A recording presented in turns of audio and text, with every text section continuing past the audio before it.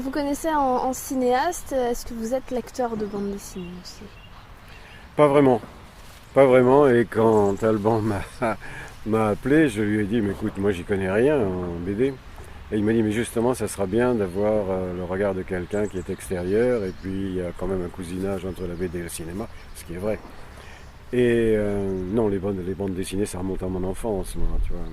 Mandrake, le roi de la magie, les Tarzans, bien sûr. Euh, Bien sûr, les pieds nickelés, j'avais un faible pour les pieds nickelés. Et j'ai découvert tout un monde, je dois dire. Bon, j'avais quand même, je suis pas complètement ignare en matière de bande dessinée, mais j'avais eu l'occasion de voir chez des amis, soit qu'on m'avait offert quelques très beaux albums. Mais bon, ça veut pas être. Et là, le fait de m'être forcé à lire, forcé avec plaisir d'ailleurs, cette présélection qui nous avait été envoyée, j'ai vraiment découvert. Et le choix que l'on a fait d'ailleurs à une quasi-unanimité des trois premières. Bon, il n'y en a qu'une de récompensée, il y a une mention, mais ce sont vraiment des œuvres à part entière. Et en particulier celui qu'on a choisi, là, c'est carrément une œuvre d'art.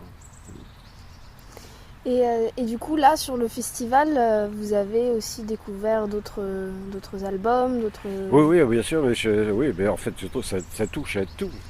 Il y a même une bande dessinée sur Albert Camus, il y en a sur Gauguin, et puis il y a quelques albums qui dépassent le cadre, à mon avis, de la bande dessinée et qui sont des albums de plastique formidables. Il y a des choses très belles.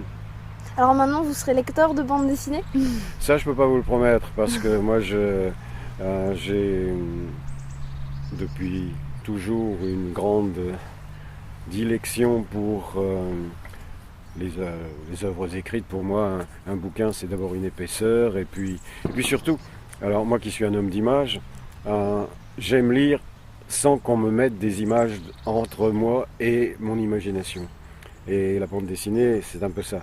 Cela dit, c'est une question d'habitude, bon, je dirais sans doute évidemment de génération, mais j'en reste au texte écrit, mais tout en reconnaissant une justification à la bande dessinée, c'est sûr. Et alors ce qui m'a frappé aussi, c'est qu'il y a beaucoup plus de bandes dessinées pour adultes qu'il n'y en a pour enfants. Parmi tous ces gens qui font des signatures là. Donc ça aussi, c'est d'anciens enfants qui ont continué leur amour de la bande dessinée.